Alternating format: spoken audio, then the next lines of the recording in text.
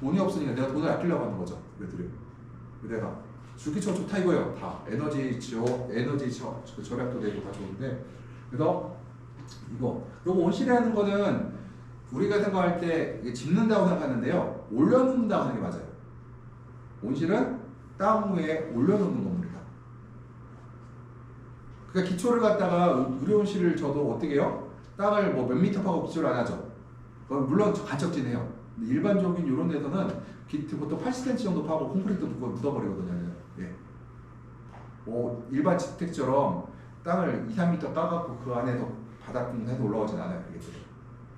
그러니까 유료온실은 우리가 온실이라는 거는 그러니까 흔히 말해서 뭐라고 유료온실 같은 경우는 당연히 뭐에 약할까요? 지진이 약하겠죠. 당연히. 그래서 약하겠죠. 이것들이 내진설이 안 돼 있으니까. 그래서 보통 미국, 일본 같이 지진이 많은 데서는 유료온실을 안 짓고 불소수주를 짓고요. 우리나라나 북유럽 같이 유럽국 같이 지진이 없는 나라에서는 유리로 많이 쳐요. 왜냐면 유리가 단열성이 더 좋거든요. 불소보다. 그래서 평가할 때 시공비는 불소나 유리나 똑같은데 우리가 지진이 몇몇 없기 때문에 우리는 보통 유리로 짓고, 왜냐면 유지 관리비라든가 난방비가 훨씬 적게 들어가는 게 이거들이요. 그래서 기둥이라는 거는 우리가 하중을 받치는 거죠. 기둥은 위에 거를 받치는 것들이에요. 그래서 보면은 턱걸의 도리는 뭐예요? 도리가 아까 수평으로 한 게 돌이라고 했죠. 수직은 기둥이고, 도리는 뭐예요? 이 전체를 도리가 이 무게를 받고 있죠. 이 무게가 골골 퍼져 있죠. 요거를 기둥이 점에서 받고 있는 것들이에요. 도리는 수평, 기둥은 수직. 용마령은 뭘까? 상도리. 갓쪽은 우리가 갓도리라고 불러요. 중간에 도리들을 들어있고, 모든 온실은 다 도리가 있고 기둥이 있어요. 기둥과 도리의 합치기죠. 이들이요. 그러면은 기둥이라고 하면은 이제 수직제를 얘기하는 거, 석걸에 이어지는 측기둥, 영동폭포의 홍기둥. 영동폭포가 어딜까요? 바로 영동폭포가 여기가 홍기둥이죠. 각각 측기둥.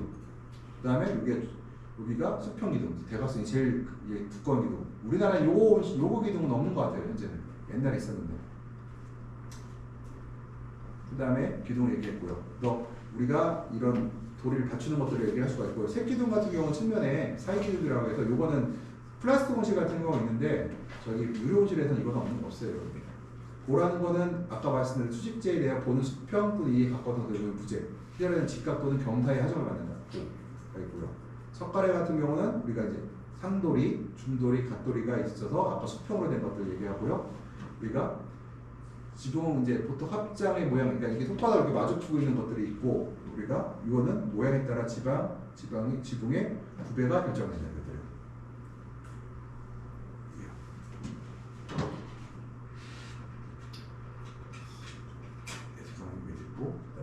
도리라는 거는 이게 들보라고 하죠. 이제 그래서 수평으로 해서 지붕을 지지하는 구조체. 아까 석가래는 뭐예요? 요게 석가래, 요게 보제, 요 기둥을 만드는 것들이 석가래예요. 것들이요.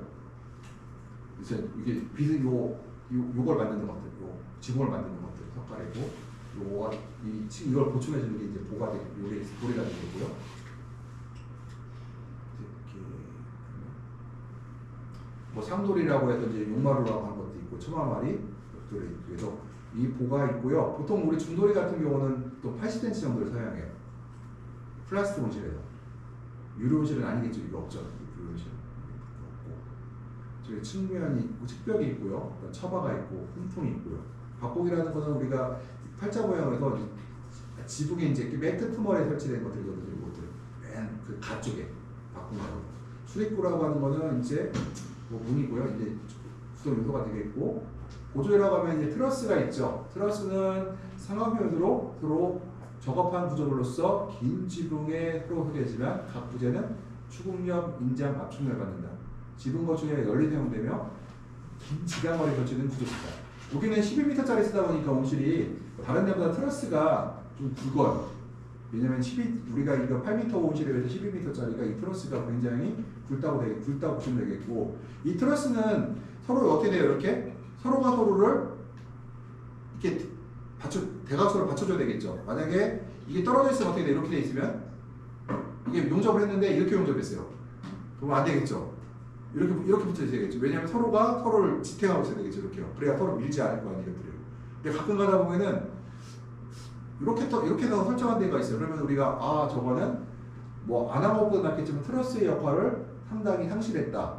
뭐 하는 실제로 오실 수공하다 보면 트러스가 겹치지 않고 이게 쇠가 떨어져 있는 경우가 있더라는 거예요. 그 다음에 까치발이라고 하는데 이거 볼게요. 이게 까치발이에요. 까치발. 뭘까요 이게? 요거를 지붕을 우리가 이제 예를 들어서 트러스가 있는 경우는 좀 이게 이제 덜 필요하지만 트러스가 없는 경우 트러스가 있어도 이게 있어요. 근데 트러스가 없는 경우에는 트러스 없는 파이프 하수들 있잖아요. 이거 꼭 보셔야 되겠죠. 왜 그래요? 얘가 이 기둥 얘가 뭐라죠? 이 중방하고 그러니까 도로 중방하고 이 기둥을 서로 대주고 있죠. 서로 이게 붙지 않을까. 이게 분산을 이 무게를 갖다가 얘가 여기만큼 서로 뭐죠? 무게를 분산시켜 줌으로써 얘가 파이프가 이렇게 안쪽으로 당겨지는 것을 막아줄 수가 있는 거죠. 이거들이요. 그리고 이거 보고 우리가 까치발, 브라켓, 까치발처럼 생겼잖아요. 이렇게요. 까치발, 이렇게 까치발이죠. 세발처럼 생겼죠. 닭발이라고 할 수 있겠죠. 이거들이요. 브라켓 같은 경우도 보게 되면은 이렇게도 우리가 이제 무게를 버티려고 설치된 것들이고요. 수평 모팅 같은 경우는 우리가 석가래의 구조가 비틀어진 방지하기 위해서 정면 방향이라든가 석가래의 주요 중심에 서로 잡아놓은 구조로 대개 수평, 눈의 무게에 의한 피해 방지에 효과가 있다는 거고요. 그다음에 대각선 모티머, 도리와 기둥에 맞는 접점을 보호해서 비틀어지는 걸 막아주는 거고. 그래서 경사제고요. 보통 사람이나 소형이나 보호대가 설치된 거지에 거치한 속으로 생략하는 경우가 많은데요. 이게 이제 생략해 버리게 되면은 이제 문제가 될 수 있다는 거고. 버틴대는 도리와 기둥에 축방에 설치된 건데요. 이따가 사진 보여드릴게요. 이게 트러스고 브레이스가 이제 요것들에 이제 버텨주는 것들이고 이것들이 버텨주는 것들. 이게 문 열어주는 거죠. 볼게요. 이게 상마루, 준도리, 그다음에 연속 기초, 그다음에 각도리, 여기 가운데가 홈통이고, 그다음에 석가래, 여기 보면은 이제 너비, 그다음에 측기둥, 그다음에 여기 같은 경우는 이제 뭐 연속 기초, 용마루 높이가 나오고요. 그다음에 지붕 버팀대, 이거 X로 된 것들이요. 버팀대고요.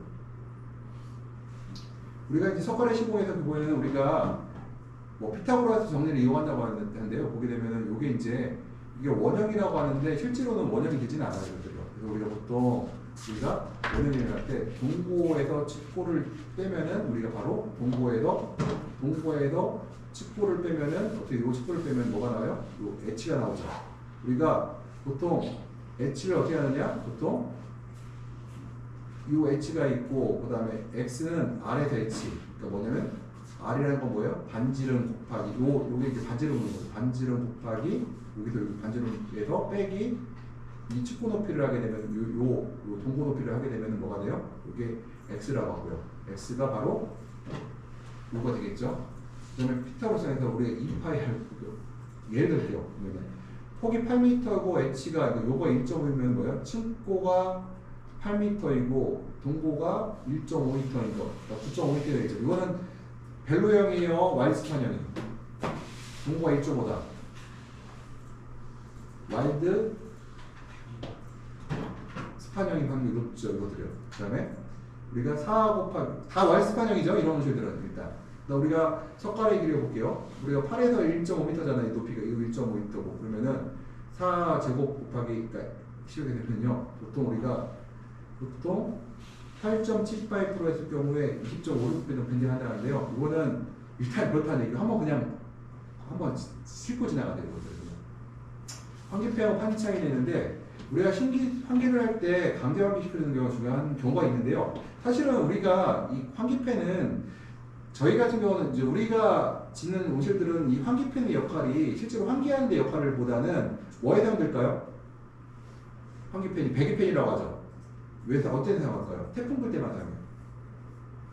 태풍 불 때 문 다 닫아놓고 우리가 배기팬만 돌려요. 이것들을. 사실은 우리 온실에서 거의 필요가 없어요. 여기 배기팬 보이죠? 이 배기팬으로 배기할 수 있는 용량이 얼마 안 돼요. 그래서 이것들이 겨울에는 한밤에 돌리면 되는데요.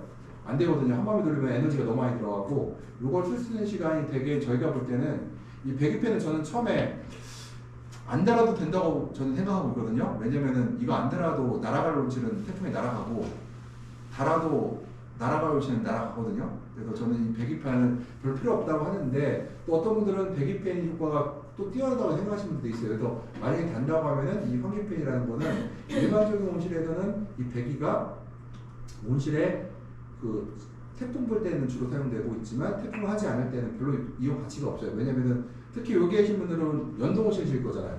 연동온실에 흔히 말해서 용마야로 개폐해서 지붕에서 용머리에서 개폐를 하게 되면은 자연환기가 내가 팬을 막 돌리는 것보다 용머리에서 개폐를 딱 여는 순간에 그 환기율이 훨씬 높아요. 얘가 요걸로 돌려봐야 오차 범위로 들어가 버리거든요. 이거 의미가 없어져 버려요. 그래서 그렇다는 얘기고 방충망이라는 거는 우리가 해충이 시설 안으로 못 들어오게 하는 것들이잖아요. 그래서 못 들어오게 하는데 지금 방충망 같은 경우는 볼게요. 이 꿀파리 같은 경우는 가루이 같은 경우나 토마토나 파프리카에서는 이제 뭐 나방충들이야 큰 거 상관없겠지만 보면은 메시라고 되어 있는데요. 지금 누크에 되어 있지만 파는 게 주로 메시로 되어 있죠. 메시라고 하면은 메시의 개념이 그 1인치당 들어있는 그 뭐죠? 그 선의 개수예요. 줄의 개수. 그러면은 줄에 들어가면은 40메시하고 우리가 142메시, 그러니까 50메시가 누가 더 촘촘한 거예요? 메시수가 높을수록 더 촘촘한 거죠, 얘들아. 근데 이게 문제는 방충망을 가루이 들어올 걸 막을 정도로 우리가 메시수를 쓰잖아요. 그러면은 환기가 안 되는 문제가 있어요. 그래서 예를 들어서 연동온실 같은 경우는 괜찮아요. 연동온실 천창을 열고 책창을 메시가 달린 상태도 예를 들어 뭐 78메시나 뭐 이런 거 달아놓고 열어버리면은 그래도 어떻게 될까요? 공기가 위로 올라가면서 측면에서 어떻게든 공기가 안으로 들어와요. 그렇지만 단동온실에서 만약에 이거 쓰거나 아니면은 연동온실이라도 어깨에서 개폐하는 경우에는 바람이 잘 안 도는 경우가 있거든요. 그리고 연동온실이라고 하더라도 그러니까 연동온실 같은 경우는 하여튼 메시가 높아지면은 문제가 있지만 그러다 보니까 요즘에는 또 어떻게 하느냐 아예 연동온실 같은 경우는 방충망을 아예 안 써버리죠. 왜냐면은 볼게요. 통째벌레를 하려면 132메시인데 우리가 눈의 개수가 얼마예요? 0.19mm죠. 그러니까 1mm에 5개가 들어있다는 얘기예요. 그러면 결과적으로 어때요? 옷감이에요, 옷감. 옷감이죠. 그럼 이걸 하느니 차라리 측면을 완전히 막아버리고 천창을 여는 거나 왜냐면 천창을 열면 사람들이 측면에서 바람이 안 들어오는 생각하는데 모든 공기는 뜨겁고 습한 공기는 일반 공기보다 가볍기 때문에 창을 여는 순간에 무조건 위로 올라가 버리거든요. 위로 올라가면은 온실 안에가 저압이 되기 때문에 무조건 외부에 들어와요. 그래서 우리가 요즘에는 우리가 이 방충망을 측면 방충망은 거의 사용하지 않고 있다. 이거를 왜냐? 차라리 그냥 막아버리는 게 낫다고 요새 판단하는 사람들이 많으세요 지금. 방충망 설치는 공기가 들어오는 거 설치하는데 뭐 상당히 넓은 면적에 설치해야 되고요. 그 다음에 방충망의 공기율 방해를 보존해서 강제팬을 설치하는데 강제팬 달아도 단동실에서는 어려워요. 이게 강제팬 달아도 안 되더라고요. 이게 방충망 걸리는 뭐 청소도 해줘야 되고 그 다음에 어렵다고 해서 요새 측면 방충망은 쓰지 않는 쪽으로 많이 가고 있고 되게 천창 그러면 지붕에 방충망을 쓸까 안 쓸까요? 지붕 방충망을 쓰니 또 문제가 좀 있어요. 그러니까 지붕 방충망을 쓰려고 하면은 메시가 또 높아야 되잖아요. 이게 메시가 높은 걸 쓰게 되면 어떻게 될까요? 공기가 또 안 나가요. 그래갖고 보통 지붕 방충망을 쓰는 온실들은 대부분이 반밀평 온실이에요. 일반 온실 못 써요. 거의. 반밀평 온실을 쓸 수가 있어요. 반밀평은 왜 쓸 수가 있을까요? 앞에서 우리가 팬을 통해서 온실에 아예 압력을 가해줬기 때문에 이게 가능해요. 그렇지만 현재 우리가 일반적으로 쓰고 있는 이런 뭐죠? 그런 일반적으로 하는 그런 그 예산 안 됩니다. 일반 우리가 1-W나 일반 여기 갖고 있는 온실들 있잖아요. 방충망을 딱 씌운 순간에 습이 빠져나가지가 않아요. 온실에서. 에너지 교환이 안 돼요. 그러니까 강제로 이제 그때 빼야 되는데 그러려면은 우리가 보는 반밀평 온실 같은 경우는 굉장히 커요. 굉장히 크거든요. 이것들이요. 그다음에 우리 방충망 설치했을 때 보시게 되면은 저희가 여기 설치하는 모습이고 저희가 옛날에 요거 설치했다가 다 떼냈어요. 이거를 했다가 측면 다 떼내고 다시 그냥 문 닫았어요. 이거 다시 그냥 해도 소용없더라. 그랬었고 연동 단동 호실 같은 경우는 했다가 요 정도가 장충망 같은 경우는 뭐만 잡으시냐면은 나방만 못 들어가 지금 정도면 지금 파란 요거 보이시는 것들. 그다음에 왜 지붕물이죠? 여기 지붕 요거 그러니까 지붕이 아니라 천창 밑에 그런 것들. 그다음에 접이식 같은 경우는 저희 이제 그 뭐죠? 하모니카 방충망이라고 있는데 이게 하모니카 방충망이라고 있는데 요거는 말씀드렸듯이 압이 걸려야 돼요. 이게 천창에 설치를 하는데 다시 설치하고 있는데 이게 생각보다 이게 문제가 많이 생겨 설치하고 떼는 분들도 있고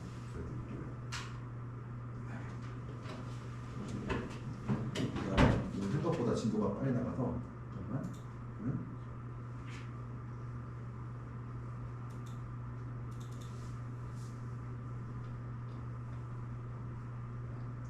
탄산가스 아마 얘기했었나요? 그 못 들어 안 하셨죠? 이거 좀 하다가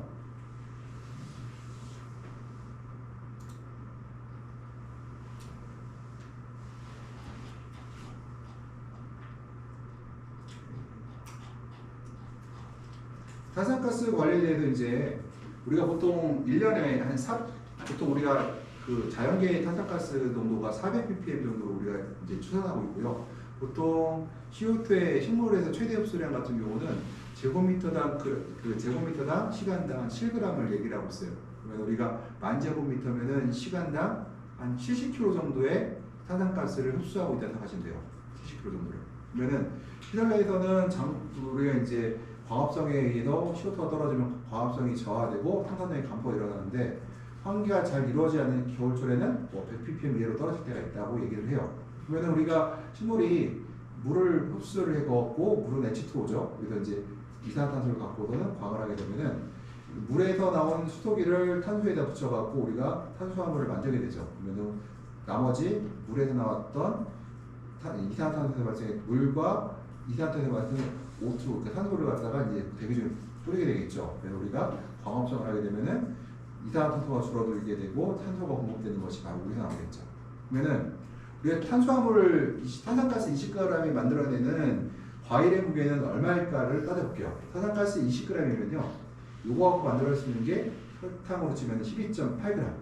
여기서 60%가 과일로 간다고 하면은 한 이제 여기서 이제 7g, 7.7g 정도가 이제 과일로 가겠죠. 이것이 건물중이 보통 토마토는 보통 과채류 같은 경우는 95%가 물이고 5%가 건물중이거든요. 그러면은 한 150g 정도의 과일을 얻을 수가 있어요. 그러면 400ppm 정도라고 하면은요, 우리가 공기 중에 약 25 입방미터 정도라고 하면은 여기서 우리가 5%의 154g의 이거를 우리가 얻을 수 있겠죠. 그러면 여기서 25 입방미터의 공기는 어떻게 돼야 돼요? 계속돼서 외부와 교환된 공기 25 입방미터를 얘기하는 거죠. 그러니까 공기 교환율이 높다고 하면은 25 입방미터가 예를 들어서 공기 교환율이 10이다. 10이라는 얘기는 공기가 하루에 시간당 10번 교환된다는 얘기거든요. 1입방미터는 축구가 6m 오시려면은 6입방미터죠. 6입방미터의 공기가 10번 교환되면은 우리가 60입방미터의 공기가 시간당 들어온다는 얘기죠. 이런 경우에는 만약에 일반적으로 우리가 400ppm을 PB로 하다고 하면요, 우리가 60입방미터라고 하면은 시간당 60입방미터의 공기가 교환된다고 하면 탄산 시비를 할 필요가 있을까 없을까요? 없어도 돼요. 얘를 하면. 그죠? 공기교환 10번이 되면. 근데 내가 문을 닫았어. 그래서 공기교환이 2번밖에 안 일어나. 그럼 어떻게 돼요? 12입방미터니까 내가 모질라는 게 얼마가 모질라요?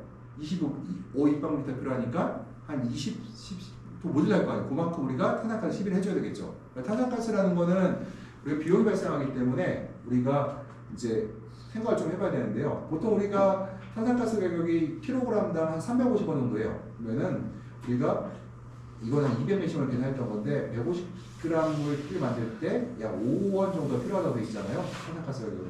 근데 여기서 내가 공급되는 탄산가스가 아니라 자연계의 탄산가스 경우는 이제 공짜로잖아요. 5원도 늘 필요가 없죠. 이것들이요. 그래서 우리가 실제로 이게 자연계에서 있는 탄산가스로 중급이 되는지 아니면 모질라는지를 판단해야 된다는 거고요. 그리고 실제로는 호흡으로 소모되고 광합 효율이기 때문에 만들어지는 과일은 이것보다 적겠죠. 실제로는 뭐 이론상으로 그렇다고 하는데 효율이 그렇게 높지는 않거든요, 이것들이요. 그리고 야간 온도가 높을 때가 있어요. 야간 온도를 높게 관리하는 거. 우리가 정상도를 관리하는 더 적게 야간 온도를. 그러면은 호흡량이 많아서 야간의 탄산가스가 높아지고 일수가적으로 광합성 하면서 극격이 떨어져요. 반면에 내가 야간에 토마토를 10도 관리하거나 딸기를 8도 관리하게 되면은 탄산가스 광합성을 호흡을 조금 하게 됐죠.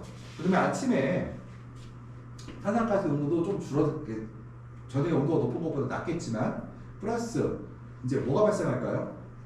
온실의 온도가 식물체 온도가 낮기 때문에 이산화탄소의 속도가 들어가는 속도도 훨씬 더 볼게요. 얘는 이렇게 올라갔다가 뚝 떨어지는 반면에 바로 밤에 탄산가스, 그러니까 밤에 저온 관리했던 것들은 탄산가스가 떨어지는 속도가 밤에 온도가 높았던 거에 비해서 낮게 떨어진다는 거죠. 그리고 우리가 오해하는 것 중에 하나가 아침에 창을 열었을 때, 아침에 해가 뜨고 나서 커튼을 열었을 때 한 600, 700에서 400으로 떨어졌어요. 300으로 400으로 떨어졌어요. 그러면은 여기서 400으로 떨어진 만큼 2, 300 떨어진 것들이 식물에 흡수한 걸까요? 흡수한 것도 일부 있지만 아닌 것도 있어요. 커튼을 열었다는 얘기는 온실의 객패도가, 온실의 밀폐도가 떨어졌다는 얘기죠. 그러면은 외부의 400이고 내부의 6, 700이면은 어떻게 돼요? 확산에 의해서 지가 나가는 것들도 많다는 거고, 그 다음에 온실의 온도가 올라갔단 말이에요. 해가 딱 커튼을 열고 커튼을 열고 나면은 온실의 에너지, 온실의 온도가 올라가죠. 그 온실의 온도가 올라갔다는 얘기는 온실의 압력이 커졌다는 얘기고, 온실 안에 있는 가스들을 바깥으로 더 많이 빠져나간다는 얘기들이에요. 그래서 우리가 오해하는 것 중에 하나가, 야, 밤에 한 8도 9도 관리했던 사람들이 6, 700 정도 됐는데, 탄산가스 농도가 7, 800 됐는데 아침에 해 뜨자마자 한 300, 400으로 떨어졌대요. 그러면 사람들이 탄산가스를 엄청 많이 빨아먹고 나는데 저희는 인정을 못하겠다. 왜냐? 밤에 8도 10도 했던 8도 10도 했던 나무들이 해가 뜨자마자 광합성을 할 리가 없어요. 왜냐면 식물의 체온이 올라가야 광합성을 할 수가 있는데 8도 10도 상에서는 하긴 하는데 아주 미세하다는 얘기죠, 이것들이요. 그래서 우리가 좀 조심해야 돼요. 그리고 우리가 또 하나가 우리가 이제 그리고 일주가 더 그래서 야간 온도가 높을 경우에는 광합성을 많이 하는데 오전에, 그러니까 해가 뜨자마자 야간 온도가 낮으면은 광합성 조금밖에 안 한다. 근데 예를 들어서 내가 야간에 8도, 10도, 뭐 12도 관리한다는 거야. 토마토 12도 관리해. 근데 내가 일출과 동시에 탄산가스를 집어넣겠어. 그러면은 야, 그 돈 있으면은 아침의 온도를, 밤의 온도를 조금 더 올리는 게 낫지 않을까 이거 생각할 수가 있겠죠. 그리고 작물에 잡으면은 1도 하나 줬다는 얘기는 흡수를 안 하니까 그렇다는 얘기고요. 탄산가스는 탄산골을 공급하는 건데요. 보통 우리가 뭐 효과는 생육이 축소되고 수량이 늘어나고 특히 공동화 발생이 감소된다는 얘기들이 있어요. 왜냐하면 광합성을 좀 더 하게 되니까요. 탄산가스 입이는 시기와 농도에 유의해야 되는데 우리가 보통 탄산가스를 할 때는 착과 전환 하지 말라고 해요. 토마토든 딸기든 토마토든 딸기든 파프리카든 하지 말으라고 한다. 왜 하지 말으라고 할까요? 하게 되면은 과범무가 돼요. 탄산 10이잖아요. 비료를 주는 거기 때문에 하면 안 된다고 그러고요. 보통 탄산가스 착과는 해가 뜨는 30에서 1시간부터 환기할 때까지 2~3시간 정도 시간 하고 환기제 하는 때는 3시간 하라고 하는데 환기하지 말 때까지만 하라고 돼 있죠. 근데 우리가 여기서 주의할 게 있어요. 내가 온실의 오전의 온도, 온실의 환기 관리를 할 때 내가 온실의 아침 온도가 올라가는 게 좋아요? 천천히 올라가는 게 좋아요? 일반적으로 천천히 올라가는 게 좋죠. 근데